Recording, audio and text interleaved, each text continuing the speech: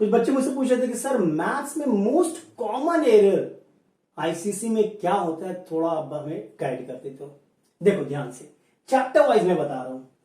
सबसे पहले जीएसटी और बैंकिंग की अगर मैं बात करूं तो जो मोस्ट कॉमन एरर है कि अगर आपका आंसर आ रहा है सपोज ₹25.60, तो मैंने देखा है बच्चों को ₹25.6 लिखते हुए, जो कि रॉन्ग हो जाएगा। आपके नंबर यहां पे कट सकते हैं। हमेशा जब हम रुपी की बात करते हैं तो 2 प्लेस ऑफ डेसिमल तक आंसर देते हैं, कभी भी 1 प्लेस तक नहीं छोड़ते हैं। ये पहला मिस्टेक मैंने देखा। दूसरा, जीएसटी में ना अक्सर में देखना 3-4 सब पार्ट होता है। कभी कभी ये निकालो, एसजीएसटी निकालो, सेलिंग आप cost price for the consumer निकालो।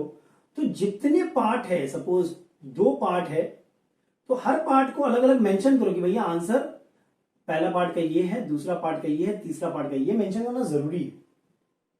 कितने बच्चे मेंशन नहीं करते, वहां पे क्या होता है एग्जामिनर को कभी कभी दिखता नहीं है आंसर, समझ रहे हो, तो वहां पे नंबर चले जाते हैं आपके बेफालतू के। ये इस पे ध्यान रखिएगा आप, ठीक है।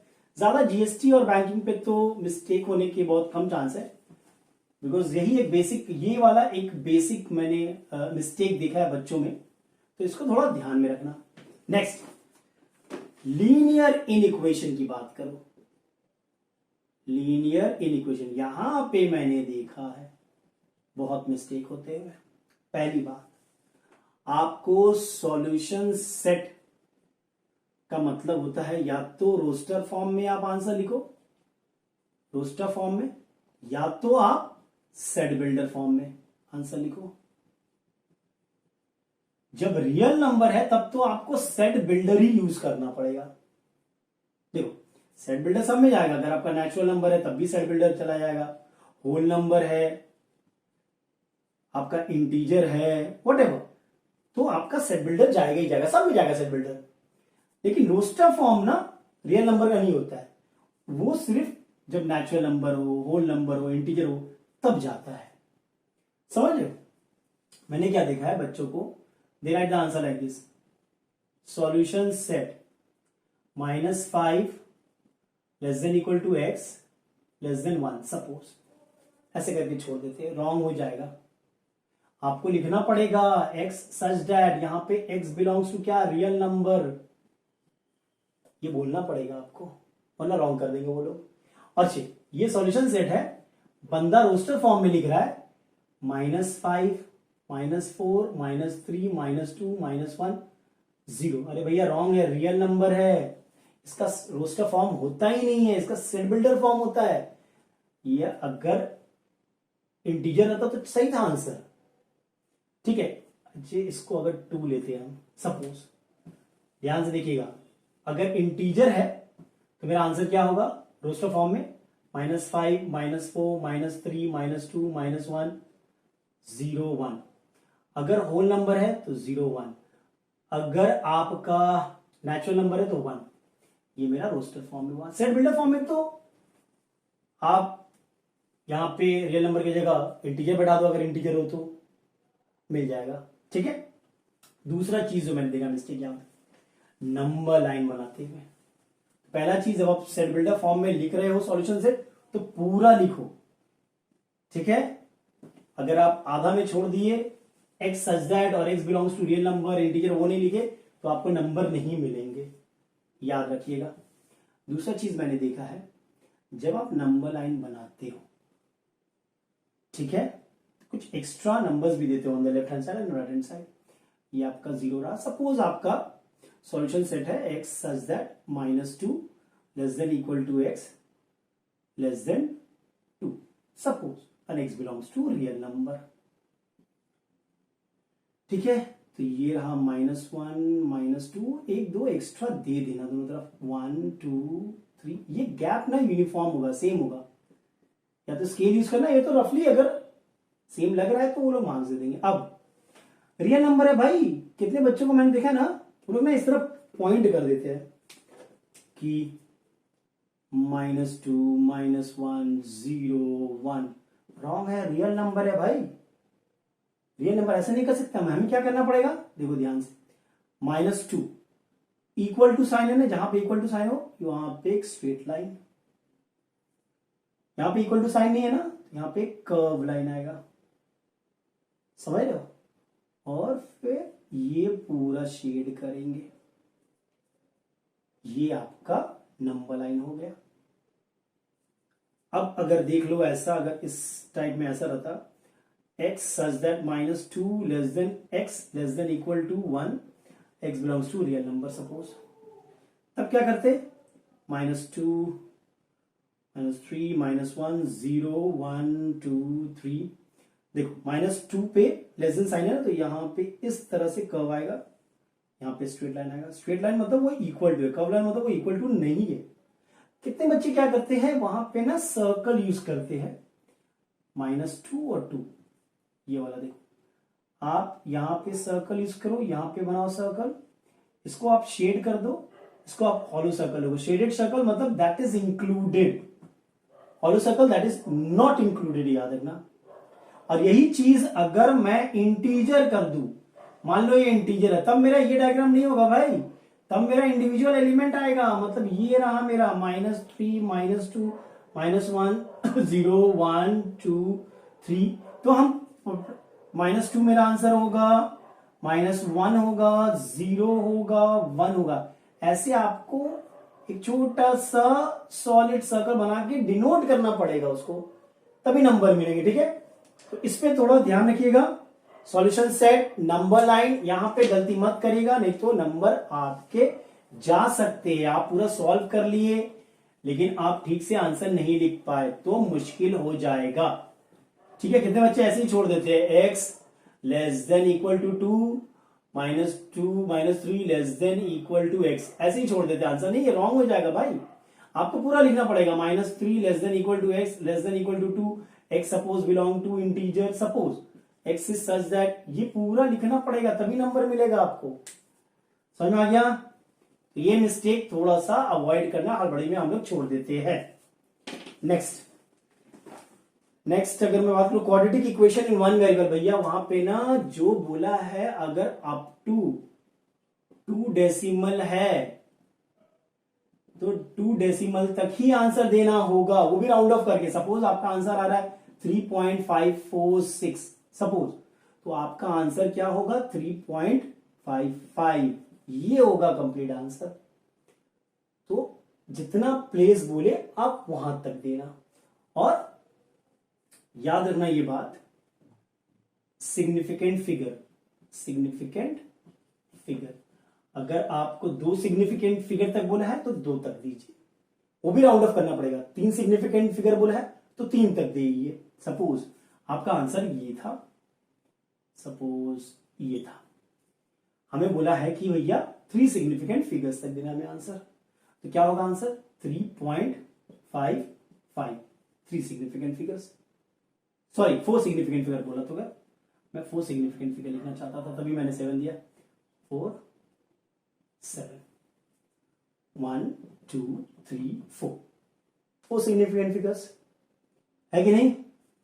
कितने बच्चे क्या होते हैं 1 2 3 4, यहां पे 6 लिख देते हैं, नहीं भैया राउंड ऑफ करना पड़ेगा आपको, समझ रहे हो, यहां पे आपका आ जाएगा 7। हाँ अगर यहां पे मेरा 4 होता तब मेरा 4 सिग्निफिकेंट फिगर क्या होता 3.546, तब मेरा यह आंसर होता, वरना मेरा आंसर ये होगा अगर यहाँ पे 5 या 5 से ज्यादा हो, ये वाला 5 या 5 से ज्यादा हो। तो सिग्निफिकेंट फिगर भी देखेंगे, राउंडिंग ऑफ तो देखना ही देखना है हमें, ठीक है, डेसिमल प्लेस भी याद रखना। अच्छा, तो क्वाड्रेटिक इक्वेशन में यही एक इश्यू है, मैंने देखा है बच्चे लोग सिग्निफिकेंट फिगर और up till 2 places of decimal या 3 प्लेसेस ऑफ डेसिमल, इसको मिस कर जाते हैं इस इंफॉर्मेशन को, जिसके कारण उनका नंबर जो है वो छूट जाता है, ठीक है। फिर आ जाओ फैक्टराइजेशन मैंने क्या देखा है, सपोज आपके फैक्टर्स आ रहे हैं एक्स, बोला कि एक सम दे दिया, बोला कि कंप्लीटली फैक्टराइज करना है, और आपके फैक्टर आए x-1 x-3 और 2x+7, सपोज ये 3 फैक्टर आ गए आपके, अब आंसर ऐसे ही छोड़ देते हो, क्वेश्चन क्या था रे बाबा? फैक्टराइज था। ये फैक्टर्स है, फर्क होता है। आपको पूरा फैक्टराइज करके लिखना पड़ेगा इस तरह से, तभी आपको नंबर मिलेंगे। जो आपका फंक्शन है उसको ऐसे रिप्रेजेंट करेंगे हम। समझ में आया? ऐसे मत छोड़ देना यार, ठीक है? वरना नंबर आपके, ये बहुत कॉमन सा एरर मैंने देखा है, ठीक है? रेशियो एंड प्रोपोर्शन, ठीक है? रेशियो तो है नहीं आपका, प्रोपोर्शन के बारे में बात करते हैं। प्रोपोर्शन में जो सबसे इंपॉर्टेंट है कॉम्पोनेंटो डिविडेंडो वाला सम। कॉम्पोनेंटो डिविडेंडो वाला सम में याद रखना कि आप जब कॉम्पोनेंटो डिविडेंडो करते हो तो लिखो कि भैया बाई कॉम्पोनेंटो एंड डिविडेंडो, और कॉम्पोनेंटो डिविडेंडो दोनों साइड में होता है। Suppose x by y equals to 2/3 था, तो इसको अगर हम कॉम्पोनेंटो डिविडेंडो कर रहे हैं तो x plus y by x minus y equals to 2 plus 3/2 - 3 दोनों साइड में होता है। मैंने बच्चों को क्या देखा है ये करते हुए। अरे भाई ये रॉन्ग है, इसके तो आपको अगर सम कंप्लीट नहीं कर पाए तो तब भी एक नंबर मिल जाएगा आपको, यहाँ पे तो 0 मिलेगा। सपोज आप सम नहीं आता है आपको, लेकिन आपको पहला स्टेप पता है कॉम्पोनेंटो डिविडेंडो होगा, आप उसको सम को कंप्लीट नहीं कर पाए तो यहाँ के नंबर तो मिलेंगे, लेकिन यहाँ पे तो लूज कर जाओगे आप। ये बहुत कॉमन एरर मैंने देखा है, बंदे एक ही तरफ कॉम्पोनेंटो डिविडेंडो करते हैं, ऐसा क्यों पता नहीं। कॉम्पोनेंटो डिविडेंडो मतलब numerator plus denominator, numerator minus denominator on both side, ठीक है? याद रखिएगा। और क्या मिस्टेक है इसमें? और प्रॉपर्टी अगर वो यूज कर रहे हो अल्टरनेंडो इन्वर्टेंडो तो लिख दो ब्रैकेट में, बेटर होगा आपके लिए। मैट्रिसेस सबसे कॉमन मिस्टेक, मैट्रिसेस आ जाओ। सबसे कॉमन भैया ए दिया हुआ है 2 3 -1 0, ए स्क्वायर निकालने बोला है बंदे ने 4 9 1 0 लिख दिया। ऐसा तो करना भी नहीं भाई। मैट्रिसेस में क्या होता है? मैट्रिसेस में ए स्क्वायर का मतलब होता है ए मल्टीप्लाइड बाई ए, और इसका मल्टीप्लीकेशन रूल अलग है भाई, रो और कॉलम के हिसाब से मल्टीप्लाई। ऐसा गलती मत करना यार। सेकेंड थिंग, सपोज 5 2 3 -1 0, बच्चे क्या करते, इसको 5 के लिए आते और सिर्फ 2 से ही मल्टीप्लाई करके छोड़ देते हैं। गलत बात है। अगर कोई स्केलर बाहर है वो अंदर जाएगा तो हर एक एलिमेंट से मल्टीप्लाई होगा, समझ रहे हो? यहाँ पे अच्छे ये याद रखिएगा, आई जो होता है वो आपका आइडेंटिटी मैट्रिक्स होता है, 2 × 2 जनरली आपको देगा, यानी कि 2 रो 2 कॉलम, उसके डायगोनल एलिमेंट 1 1 होते हैं, मिस मत करिएगा, ठीक है? अगर कोई स्केलर है तो हर एक एलिमेंट से मल्टीप्लाई होगा। स्क्वायर का ध्यान रखिएगा, स्क्वायर ऐसे मत कर दिएगा, ठीक है? ये सब कॉमन एरर है जो मैं बता रहा हूं, जो बच्चे करते हैं, ठीक है? नेक्स्ट, एपी में क्या है? आप फॉर्मूला सही से लिखो। एपी में तो कुछ है नहीं, फॉर्मूला बेस्ड सम्स आता है, यहाँ पे कुछ है नहीं, यहाँ पे इतना बताने को कुछ है नहीं आपके लिए, ठीक है? रिफ्लेक्शन में भी ज्यादा कुछ है नहीं। हाँ, ग्राफ, अगर ग्राफिकल रिफ्लेक्शन का सम दिया है तो ध्यान से ग्राफ अगर बनाना तो एक्सिस पे ध्यान देना, और scale is very important, reflection chapter में जो ग्राफ का अगर सम है तो स्केल पे ध्यान देना भाई।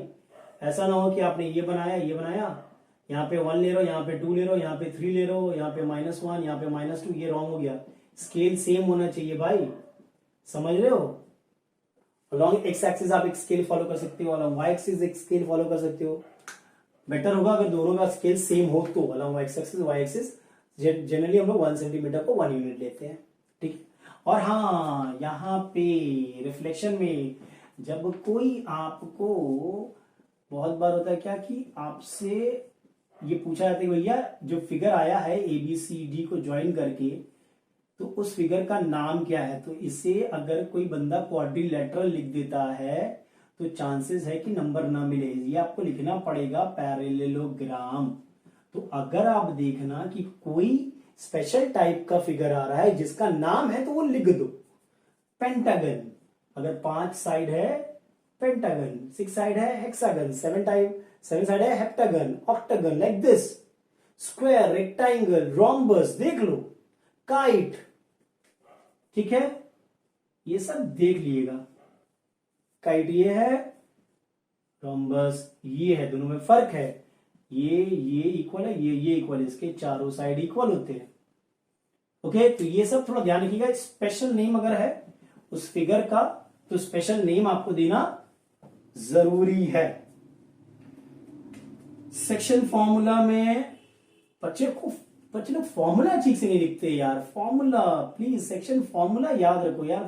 क्लास 10 में हो, अगर फॉर्मूला नहीं पता तो मुश्किल है। तो फॉर्मूला नहीं याद रहे, पता है x equals to m x one plus n x two by m plus n, ऐसा करते देखा है भैया। एम एक्स टू होता है ऐसे करके तो याद करते हैं हम लोग। अगर ये आपका ये है x one y one, suppose ये है एक्स टू वाई टू, ये है x y, and this is divided in the ratio m is to n, then x will be m x two. इस तरह हम लोग लर्न करते हैं, बच्चे ये फॉर्मूला लिखते हैं और फिर एम एक्स वन कर देते हैं, रॉन्ग हो जाएगा। ठीक है, अच्छा any point on x axis हमेशा याद रखिएगा a कॉमा 0 होता है, any point on y axis 0 comma b होता है। ये सब छोटी छोटी डिटेल्स है, बिकॉज कभी कभी सम ऐसा देता है हमें, ये पॉइंट दे दिया आपको, ये पॉइंट दे दिया, इसका मिड पॉइंट दे दिया, निकालने बोलता है, बच्चा कंफ्यूज, इसे ए बी लेके चल रहा है, इसे सी डी लेके चल रहा है। अरे भैया एक्स एक्सिस पे है, a कॉमा 0 होगा, फिर कर लो, सम हो जाएगा। ठीक है, सेक्शन फॉर्मूला में फॉर्मूला भी ध्यान दीजिएगा, फॉर्मूला गलत मत लिख दीजिएगा। ठीक है, डायग्राम बना पाए तो करिएगा, बेटर होगा आपके लिए। इक्वेशन ऑफ स्ट्रेट लाइन में जो बेसिक है, मैंने देखा है कि अगर इक्वेशन लिख रहे हो फाइनल आंसर तो y equals to mx plus c form में लिखना बेटर है। हालांकि आप ax plus bx plus c ax plus by sorry ax plus by plus c equals to 0 इस फॉर्म में भी लिख सकते हो। इस फॉर्म में प्रिफरेबली अगर लिखोगे तो बेटर होगा, बिकॉज हमें इस फॉर्म में लिखने से स्लोप और वाइड से पता चल जाता है। ठीक है, कंडीशन फॉर पैरेललिज्म, परपेंडिकुलर अगर दो लाइन है तो क्या कंडीशन होगा, ये सब लर्न करने का चीज है। ठीक है, याद रखिएगा। और क्या कॉमन एरर है, हाँ मतलब बंदों को ना tan 45 का वैल्यू नहीं पता है, ट्रिग्नोमेट्रिक रेशियो भैया, स्टैंडर्ड एंगल वैल्यू पता रहना चाहिए। कभी कभी आपको थीटा दे देगा, बोलेगा स्लोप निकालो, तो tan थीटा स्लोप होता है हमारा, तो tan 60 लग के फिर पता नहीं वो वैल्यू भूल जाते हैं वो लोग। ठीक है, अच्छा सिमिलैरिटी में जो मोस्ट कॉमन मैंने देखा है कि अगर दो ट्राइंगल आप सिमिलर प्रूफ कर रहे हो भैया तो रीजन तो लिखो, angle axiom, SAS axiom, reason लिखना जरूरी है। अगर दो ट्राइंगल सिमिलर है तो क्यों है, उसके बाद आप प्रॉपर्टी यूज करते हो। ठीक है, डायग्राम अगर दिया हुआ है क्वेश्चन पेपर में तो डायग्राम बनाना जरूरी है। मतलब ऐसा नहीं कि आपके मार्क्स कट जाएंगे, बट बेटर होता है, एग्जामिनर के लिए भी अच्छा होता है, आराम से चेक कर पाते हो। और आप भी अगर लिख के सामने लिख के आंसर स्क्रिप्ट में अगर वो डायग्राम बना के फिर सम करते हो तो आपके लिए बेटर होता है। सिमिलैरिटी में याद रखना, अगर कोई थ्योरम यूज कर रहे हो तो बगल में लिख दो। ठीक है, चलो सर्कल्स के जितने भी सारे आप जो भी थ्योरम यूज करो, जैसे कि यानी कि अगर यहाँ पे ये है डायमीटर और ये तो 90 डिग्री होता है, हमें पता है, तो ये 90 डिग्री को angle at a semi circle लिखना पड़ेगा आपको, angle at a semi circle, because reason नहीं निकलेगी ना, वो माइनस कर देते। Angle ACB equals to 90 degree, सामने ब्रैकेट में लिख दो angle at a semi circle, ये लिखना जरूरी है। ये नहीं लिखोगे तो नंबर आपके कट सकते। तो जितने भी कोई भी आप अगर थ्योरम यूज कर रहे हो, प्रॉपर्टी यूज कर रहे हो, तो बगल में मेंशन कर दो भैया इस प्रॉपर्टी के कारण साइक्लिक क्वाड्रिलेटरल है, इसीलिए ऑपोजिट एंगल सप्लीमेंट्री है, ऑल्टरनेट एंगल्स, समझ जो भी है आप मेंशन कर दो। ठीक है, उसके बाद जब हम कंस्ट्रक्शन की बात करते हैं तो प्लीज जो आप कंपास कैरी कर रहे हो, सी दैट कि वो बहुत टाइट हो। ठीक है, पेंसिल शार्पेंड हो, स्केल प्रॉपर हो, क्योंकि मैं देखा हूं मैक्सिमम जो होते हैं बच्चे लोग, क्योंकि हेक्सागन का आने वाला है, हेक्सागन ही आएगा, चांसेस आर वेरी हाई। तो जब सर्कल बनाते हैं तो पता चलता है कि 2 या 3 तो पास कर रहा है, बाकी पास नहीं करता है। ये होता है अगर आपका कंपास थोड़ा भी ढीला हो, समझ रहे, अगर एक एक डिग्री भी आप गलत करते हो 3-4 जगह पे तो 4 डिग्री का फर्क हो जाता है, बहुत बड़ा फर्क रहता है, तो फिर मुश्किल हो जाता है। See that you carry a good compass, sharpened pencil, ठीक है, स्केल जिसका प्रॉपर एज हो, मतलब बंदों का मैंने स्केल देखा है ना, यहां से टूटा हुआ, यहां से टूटा हुआ, तो ऐसा मत यूज करना यार, एक प्रॉपर स्केल यूज करना, ठीक है। कंस्ट्रक्शन में ज्यादा कुछ है नहीं, अगर आप और स्टेप्स ऑफ कंस्ट्रक्शन नहीं लिखना होता है, वहां पे टाइम वेस्ट मत करना, steps of construction not needed, इसके कोई आपको एक्स्ट्रा नंबर नहीं मिलने वाले हैं, आईसीसी में स्टेप ऑफ कंस्ट्रक्शन नहीं मांगता है, तो क्यों लिखना है। अच्छा, नेक्स्ट आ गया मेंसुरेशन। मेंसुरेशन में मैंने देखा है कि बेसिकली आपको कन्वर्जन वाले सम्स बहुत इंपॉर्टेंट है। सबसे पहली बात तो फॉर्मूलाज यार, बंदों को ना फॉर्मूला नहीं पता है मेंसुरेशन में। वॉल्यूम का फॉर्मूला लिख रहे हैं पाई आर एच, अरे आर स्क्वायर होगा भाई, समझ रहे हो, 4/3 पाई आर क्यूब, ये सब याद नहीं है आपको, तो फॉर्मूला पहले सबसे पहले लर्न करना होगा। मेंसुरेशन में जितने ही फॉर्मूला है, curve surface area, total surface area, volume, तीनों आपके कोन आ रहे हैं, सिलेंडर आ रहे हैं, स्फीयर आ रहा है। यहां पर भी ध्यान रखना, अगर आंसर आपको 2 प्लेसेस ऑफ डेसिमल में बोला या 3 सिग्निफिकेंट फिगर तक बोला तो आपको ध्यान रखना है, ठीक है। मेंसुरेशन में देखा बच्चों ना फॉर्मूला गलत लिख के आ जाते हैं और उसी पे पूरा कैलकुलेशन बेस कर देते हैं, सब में आंसर मतलब उनका फिर रॉन्ग हो जाता है। आइडेंटिटीज, भैया 3 ही आइडेंटिटीज तो यूज करने हैं आपको, 3 ही आइडेंटिटी है, sine square theta plus cos square theta 1, sec square theta minus tan square theta 1,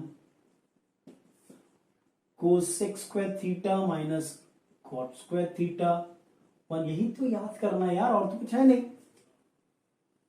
mainly यहां पे एक चीज याद रखिएगा, left hand side equals to right hand side, मैंने आप ना छेड़खानी नहीं कर सकते, मुझे जो ओरिजिनल सम है a plus b equals to c plus d आपको प्रूव करना है। कहते हैं बच्चे ना क्या करते हैं कि if this is true then a minus c equals to d minus b, और फिर प्रूव करते हैं, एक एलिमेंट को उधर ले आके प्रूव करते हैं। नहीं, ऐसा मत करना भैया, लेफ्ट हैंड साइड को सॉल्व करना और राइट हैंड साइड प्रूव करने की कोशिश करना।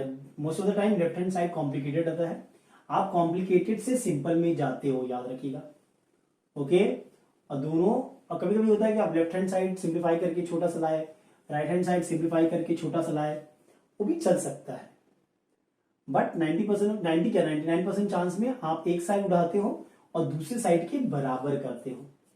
ये याद रखना, अगर आपका सम में सपोज एक तरफ tan है और जो प्रूव करना वहां पे साइन और कॉस है, तो सबसे पहला स्टेप tan को आप साइन बाई कॉस में कर लो। tan को ना साइन बाई कॉस करने में आपका सम जो है वो इजी हो जाता है, मैंने देखा है, कंपलसरी नहीं है but most of the time it works. Formula, identity का जो फॉर्मूला है उसे ठीक से रखना, ठीक है। अच्छे, sec square theta minus tan square theta is 1, कितने बच्चे लोग प्लस लिख देते हैं, मोस्ट कॉमन मिस्टेक, माइनस है भाई, वो लोग sign square theta plus cos square theta के लॉजिक लगाते हैं, तो ये मत करना, ठीक है। और कितने बच्चे तो sine theta plus cos theta के होल स्क्वायर को और sine square theta plus cos square theta को सेम समझते हैं, ये कौन सा सियापा है भाई, तो A square plus B square plus twice ये भी कहां गया, ये तो रहेगा ना, ये तो मुश्किल हो जाएगा, लेकिन बंदे इसको इक्वल कर देते हैं, पता नहीं कैसे। ट्रिग्नोमेट्री आइडेंटिटीज में जितना प्रैक्टिस कीजिए आपके लिए बेटर है वो, ठीक है। Height and distance, height and distance में angle of elevation, angle of depression क्या होता है क्लियर होना चाहिए। ये मेरा एंगल ऑफ एलिवेशन है, आप अगर यहां से देख रहे हैं, अगर आप यहां पे है और यहां से यहां नीचे देख रहे हो, तो ये आपका एंगल ऑफ डिप्रेशन है, और angle of elevation angle of depression equal होता है। डायग्राम सम में बनाना जरूरी है, बिना डायग्राम के वो लोग नंबर नहीं देंगे। अगर डायग्राम सम में दिया हुआ दैट्स अनदर पार्ट, बट ज्यादा चांस है कि आपको डायग्राम ना दे, आपको डायग्राम बनाना पड़े, उसके बेसिस में आप कैलकुलेशन करते हो। डायग्राम दे दिया तो अच्छी बात है, नहीं दिया तो आपको बनाना पड़ेगा, बिना बनाए आप नहीं कर सकते। और सबसे कॉमन जो सम आता है वो इस डायग्राम पे, ठीक है, या फिर इस डायग्राम पे आता है। ये दो मोस्ट कॉमन डायग्राम है आईसीसी की, अगर आप देखो तो, ठीक है।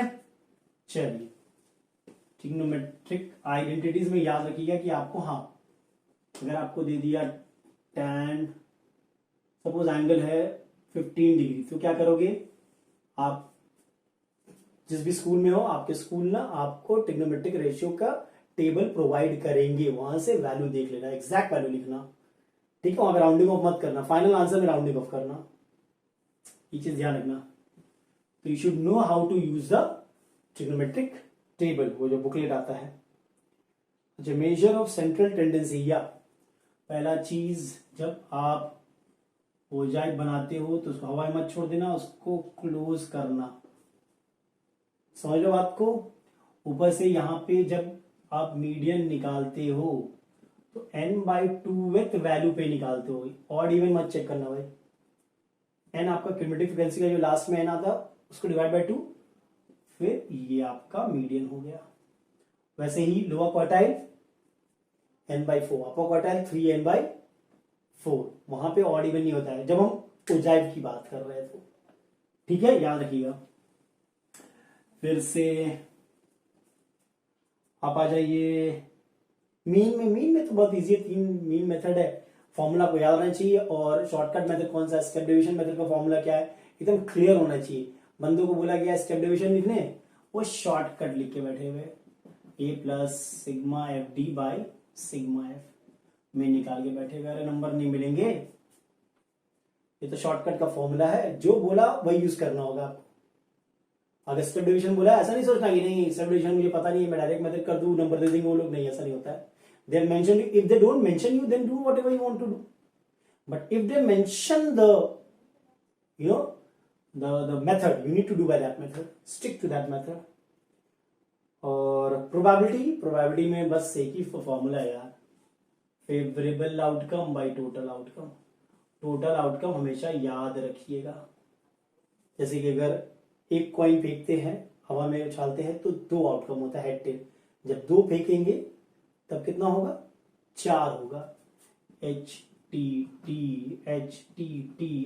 4 होगा, ठीक है। जब एक डाइस फेंकते तो 6 आउटकम होता है। 2 डाइस फेंकने में मैंने देखा है बच्चे ना 12 आउटकम लिखते हैं, कैसे पता नहीं। अरे भाई 36 आउटकम होता है, 36 आउटकम्स, याद है, 1 2 3 4 5 2 3 4 5 6 1 2 3 4 5 6 1 2 3 4 5 6, फिर 1 1 1 2 1 3, ऐसे करके दिस इज 2 1, 36 आउटकम होता है आपका। डबलेट क्या होता है, याद रखिएगा, 1 1 2 2 3 3 4 4 5 5 डबलेट होता है। यहाँ बहुत कुछ, एटलीस्ट का मीनिंग समझिए। एटलीस्ट मतलब कम से कम, when you throw a dice the total is at least 5, मतलब कम से कम 5 हो, उससे ज्यादा हो सकता है, मतलब 2 3 will qualify, 3 3 will qualify, 3 4 will qualify, समझ लो, for your favorable outcome, at least, at most, इसे आप थोड़ा ध्यान रखना, ठीक है। तो ये सब कुछ कॉमन एरर थे जो मैंने अपने एक्सपीरियंस से आप लोगों के साथ शेयर किया है, जो बच्चे करते हैं। इसको थोड़ा अवॉइड करना, फॉर्मूला पे ग्रिप बैठा के रखना, फॉर्मूला आपको आना चाहिए, कोई भी फॉर्मूला में मिस्टेक ना हो। चलिए, everybody take care, best of luck.